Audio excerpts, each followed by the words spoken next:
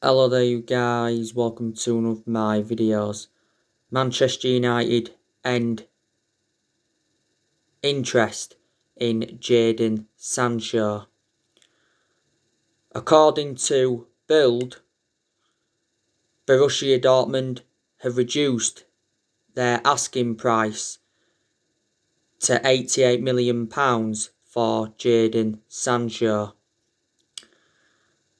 Sport 1 said not so long ago that Borussia Dortmund were relying on Jadon Sancho's sale. Dortmund do expect him to leave in the summer. Earlier on this season, Jadon Sancho made an admission saying that he has endured a difficult season with Dortmund, but he said he was happy to be back among the goals. Borussia Dortmund's CEO earlier on this season explained why he'd been struggling because he was expected to join Man United last summer.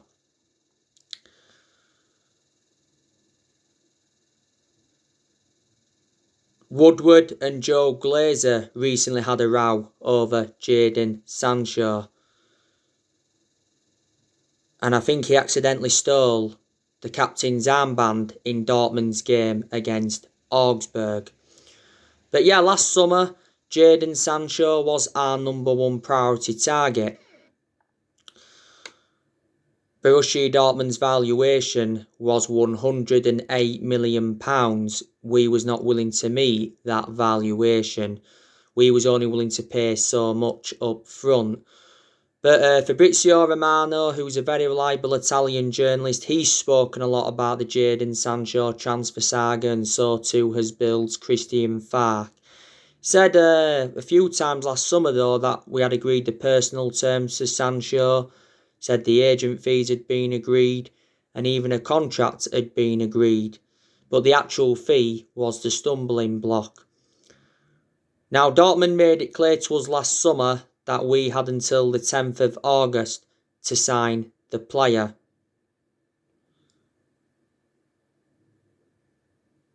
We obviously missed out on that deadline, so Sancho remained at Dortmund. This is Jadon Sancho's fourth season with Borussia Dortmund. Analysing the vast majority of his career with them, he has been consistent. He's got a contract with Dortmund until 2023. Dortmund paid just £8 million for him from Man City back in 2017. He endured a couple of years at Man City. The main explanation he left Manchester City is because he didn't get assured any first team opportunities. And before he was at Man City, he was at Watford from the age of 7 to the age of 14.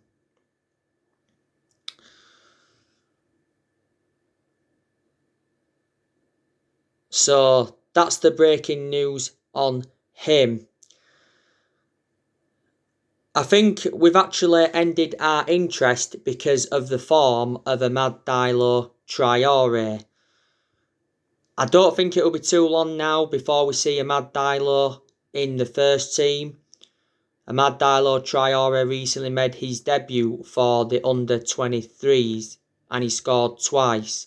We did beat Liverpool 6-3.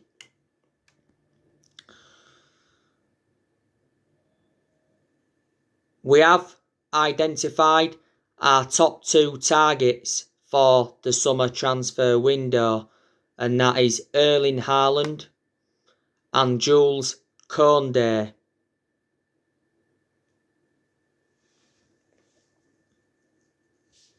I think we're seeing them as priorities over Sancho. Now, Erling Haaland, obviously Ole Gunnar Solskjaer would love to sign him. Back in 2019, Ole Gunnar Solskjaer wanted to sign Erling Haaland. Obviously, Solskjaer and Woodward went to Norway to meet up with Erling Haaland to negotiate a possible move to Manchester United. And obviously, Ole Gunnar Solskjaer knows the player well. Solskjaer was the one that gave Haaland his debut at just the age of 16 at Molde.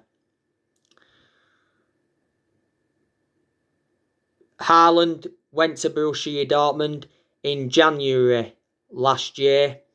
Borussia Dortmund paid just £17 million for him. He has got a contract with Dortmund until 2024. And he has been a revelation at Borussia Dortmund. But I'm very sceptical he will leave this year. I think there's a good chance he will leave next year when his £68 million release clause becomes active. But Haaland is a player that can hold up the play well, he can score goals, he can create chances, and he's still very, very young, and he's got a lot of development in him. Erling Haaland's father, Alf-Inge Haaland, spoken about his transfer links to Man United quite a few weeks ago. Jules Koundé, I've already given you the news on him. He plays for Sevilla. He is a defender. His performances this season for Sevilla have been outstanding.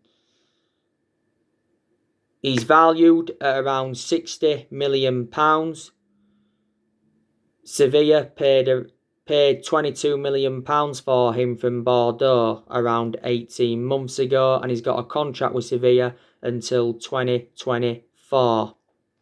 Quite a few other clubs have expressed their interest. Now, I want to delve into some news on Paul Pogba. So, Paul Pogba's brother, Matthias, has warned us that we must sell Paul Pogba during the summer if we want the money, because he has said that we will lose him for nothing in 2022. It does say that Juventus are keen on re-signing Paul Pogba this summer. Now, like I've said to you, there is a good chance that Paul Pogba will leave Man United in the summer, but there's also a chance he could stay potentially past the summer. Paul Pogba has had a long-running transfer saga. He's been linked with a move to PSG in recent weeks. He said his agent Mino Raiola was talking with PSG, and apparently it said that Pochettino identified Paul Pogba as his top target. He's been relentlessly linked with a return to Juventus. You know, Paul Pogba did enjoy 4 good years with Juventus, and don't forget swap deals have been high on the agenda. Fabrizio Romano named the 4 players that Juventus offered us to try and sign Paul Pogba, and he's been relentlessly linked with a move to Real Madrid. Fabrizio Romano recently gave us an update on Paul Pogba's future, and he said a transfer away from Man United is still on the cards because Mino Raiola has been planning a move for his client for the summer. He said a few weeks ago that Paul Pogba was considering making a U-turn at the club. That means staying at Manchester United. And he said he contradicted his agent Mino Raiola for the second time. But yeah, Paul Pogba's future is on hold until the end of the season. Don't forget, back in December, Mino Raiola made an announcement. He said his client's career at Man United's over. He said he's unhappy and he has to leave, and he's got no intentions of signing a new contract. You know, Solskjaer was furious with Mino Raiola's announcement because it was just before the game against RB Leipzig in the Champions League. Don't forget, earlier on this season, we triggered that 1-year extension on Pogba's contract, so he's under contract with Man United until June 2022.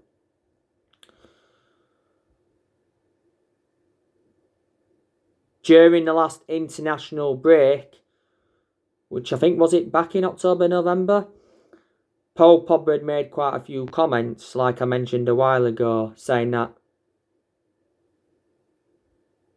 this season has been the most difficult period in his career, and he was saying like playing for France is a breath of fresh air. But reflects on them comments, he did get criticised, and the France manager Didier Deschamps was talking a lot about him. Pogba's our most expensive signing at the moment. You know, we paid £89 million for him.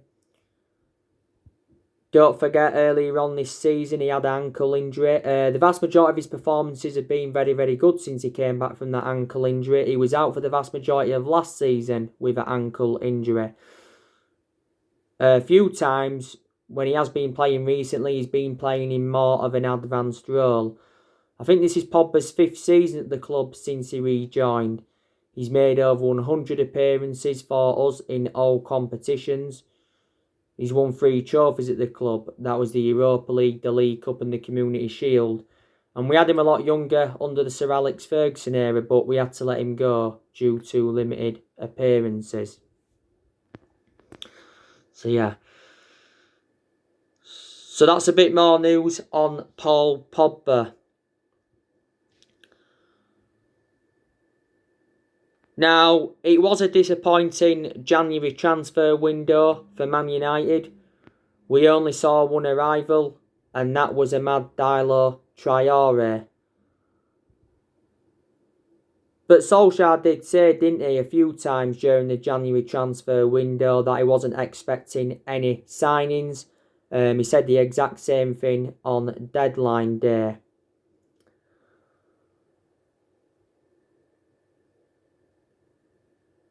Ole Gunnar Solskjaer has now endured 4 transfer windows as permanent Man United manager. He did say though, fringe players could leave before the window shut, and obviously, you know, more fringe players did leave. We saw a few players leave in January.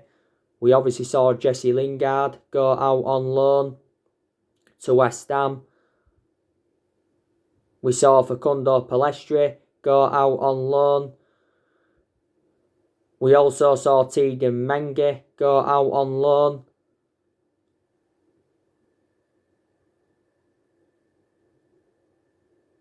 We saw Rojo leave the club. He went to Boca Juniors. We saw Timothy Fosu-Mensah leave. He joined Bayer Leverkusen.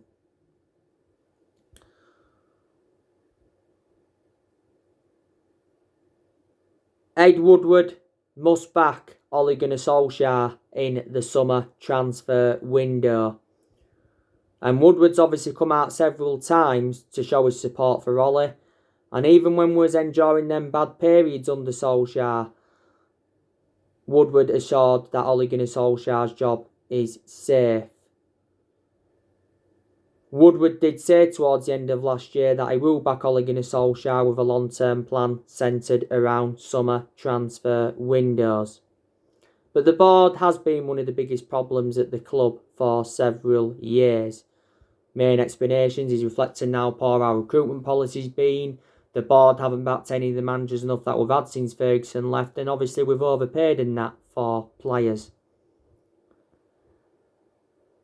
Despite our reluctance to back Solskjaer though with transfers, I still think he has made good signings as Man United manager.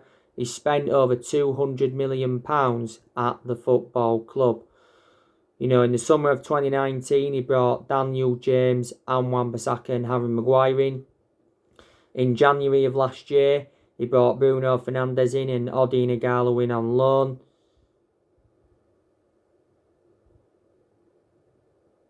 And in the summer transfer window of last year, he recommended Donny van der Beek in, Alex Telles, Edison Cavani, Facundo Pellistri and Amad Diallo Traore. Because the deal was agreed for Amad Diallo Traore back in October, but obviously it wasn't official. I do like the way that Ole Gunnar Solskjaer has promoted the youth as well. You know, he's given a lot of young players chances. But he did say when he got appointed in as Man United that everybody in general would get their chances to express themselves.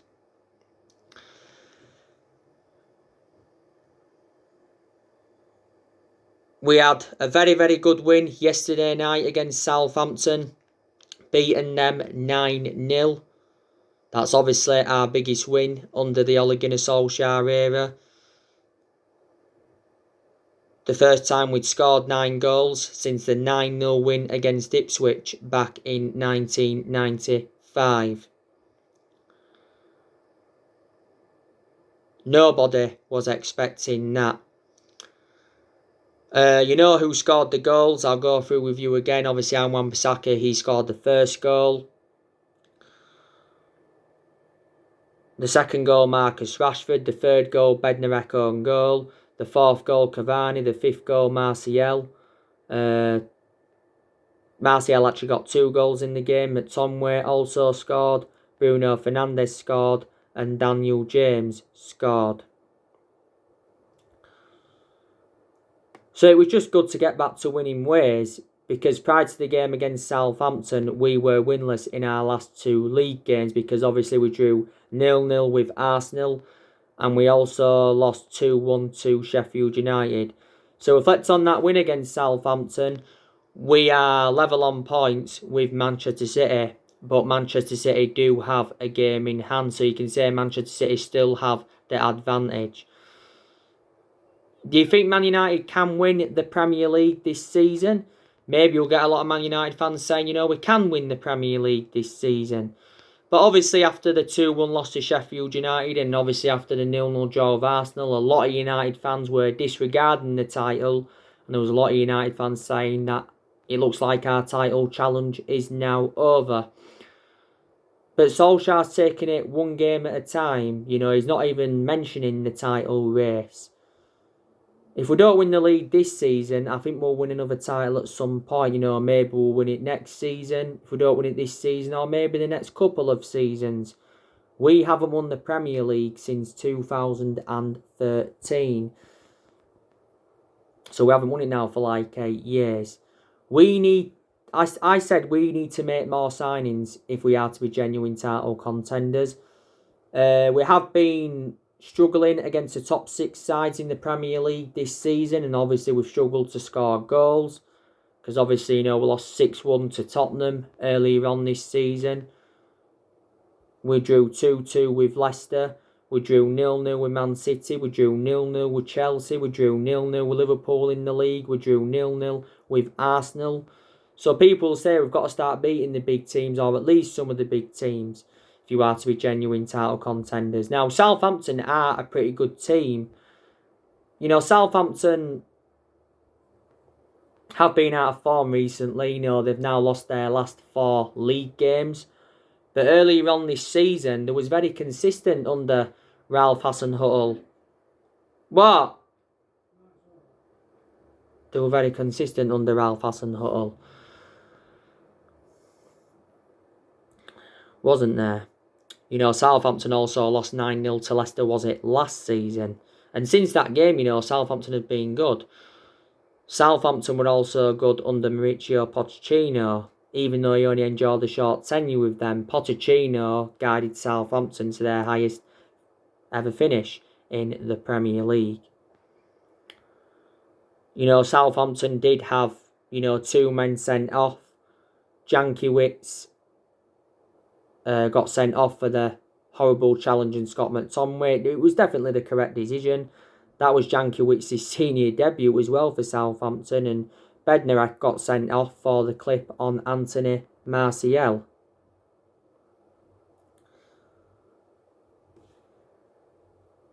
You know, VAR intervened a couple of times because obviously Southampton had a disallowed goal from Che Adams, and obviously we appealed for a penalty when Edison Cavani got brought down by Ramsey.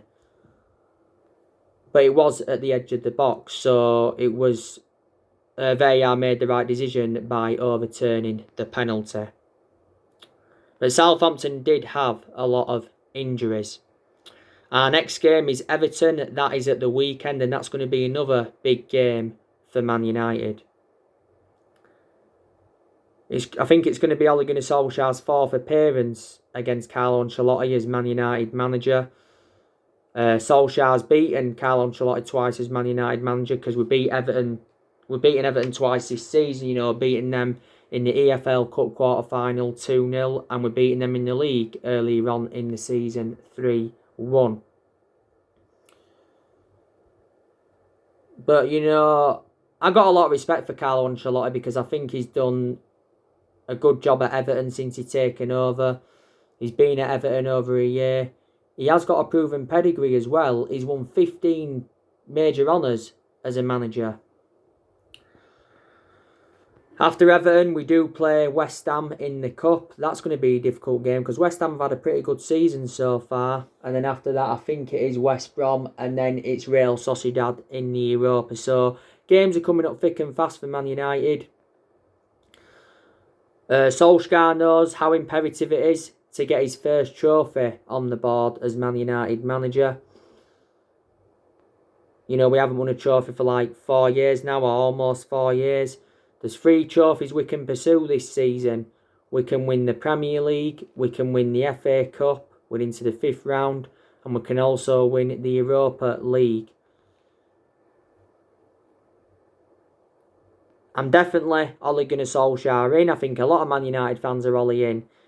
Even when we lost to Sheffield and drew with Arsenal, I was still Ole Gunnar Solskjaer in, because obviously a couple of disappointing results isn't going to change my perception on him. Solskjaer has made very, very good progress at Man United in the last year or so. We've been getting good results. Performances have been improving. Players are improving. We've been very, very good away from home. We haven't lost away from home in the Premier League for over a year. We set a new club record, reflects on that draw with Arsenal, because we are unbeaten in our last 18 Premier League away games. We haven't been as good at home as we have been away, but, we have won a few games now at home this season. But we've actually lost like 5 games at Old Trafford in the Premier League this season. We was unbeaten in 13 Premier League games until Sheffield United had beaten us. I think there's a few things though that Solskjaer still got to do at the football club. I think he's got to identify his best 11. I think he's got to give Donny van der Beek more chances.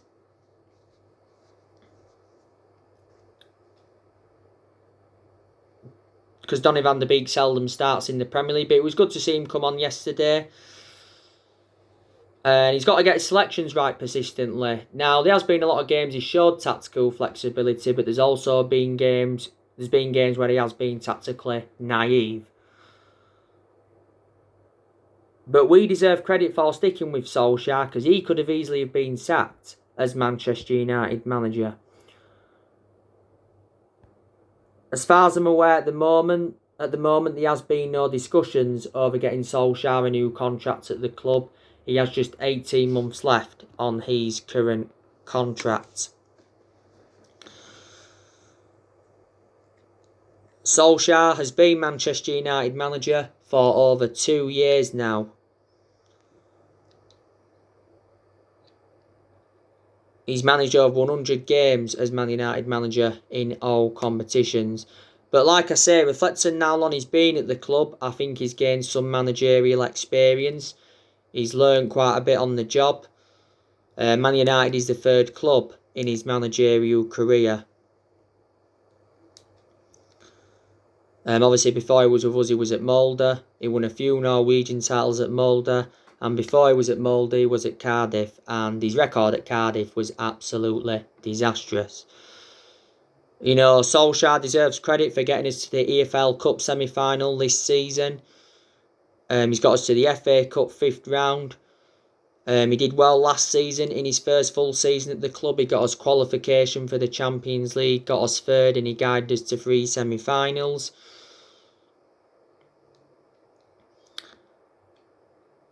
So there you go. Don't forget, Ole Gunnar Solskjaer is inheriting players from other managerial eras. the vast majority of this team is Jose Mourinho's. In the last 8 years or so, we spent over £1 billion on players. That includes what we spent under Ollie. And we must have brought around 36, 37 players in. Obviously, under Moyes, we just brought 2 players in. That was Fellaini and Mata. Under Louis van Gaal, we brought a good 14, 15 players in under Louis van Gaal. You know, he brought the likes of Schneidlin in, Sebastian Schweinsteiger, Di Maria, Falcao, Memphis Depay. He obviously brought Rojo in, Darmian, Martial, Shaw, Herrera, Romero, Valdez. They're a lot of the players Louis van Gaal brought in. The vast majority of the players Louis van Gaal brought in are no longer at the club though. And Jose Mourinho, he recommended 11 players in to Manchester United.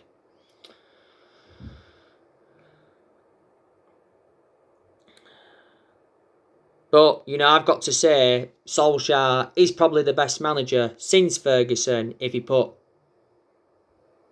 you know, stats and that into circulation now. Certainly a much better manager than David Moyes was. We sacked 3 managers since Ferguson. That was Moyes, Van Gaal and Jose Mourinho.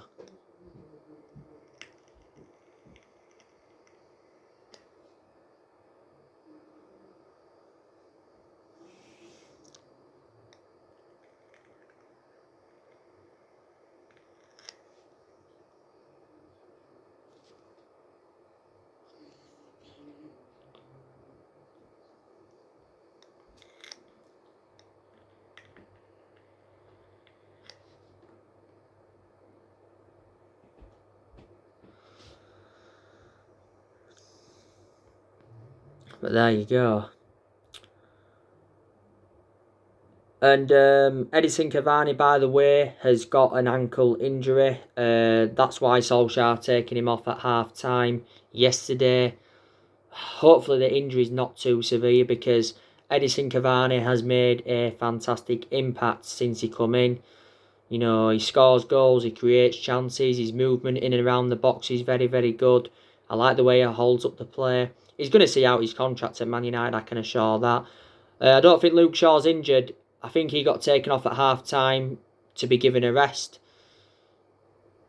Luke Shaw, by the way, did get 2 assists in the game. Luke Shaw's really improving as a Man United player. You know, he's creating chances, he's getting assists.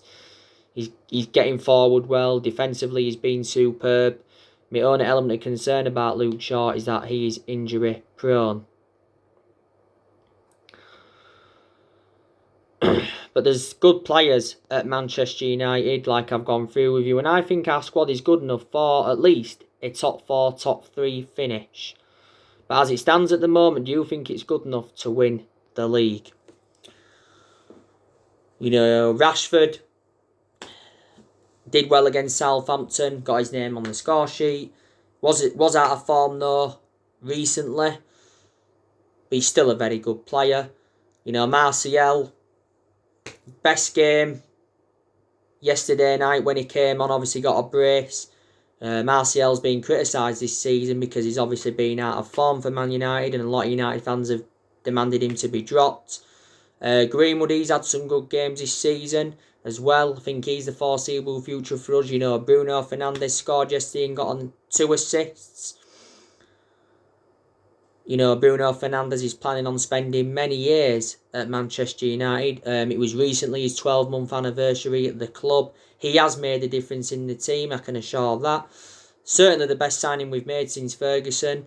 Donny van de Beek, he's a good player when he plays. He just needs to be given more chances, like I say. Fred's really, really improving. You know, he can create chances. He can also play some excellent passes. He can break up the play well. McTominay can also have some good games. He was good yesterday night. Just come back from a tummy bug, by the way, is McTominay. Eric Bay, you know, he's a good centre-half, but he's just too injury-prone. Bay didn't play any part yesterday night. Harry Maguire can be also good when he wants to be, but despite the 9-0 win yesterday night, he's still got a yellow card. He's getting too many yellow cards, he's Harry Maguire. And Wan-Bissaka, he's really, really improving as well. He scored the first goal yesterday night, like I mentioned.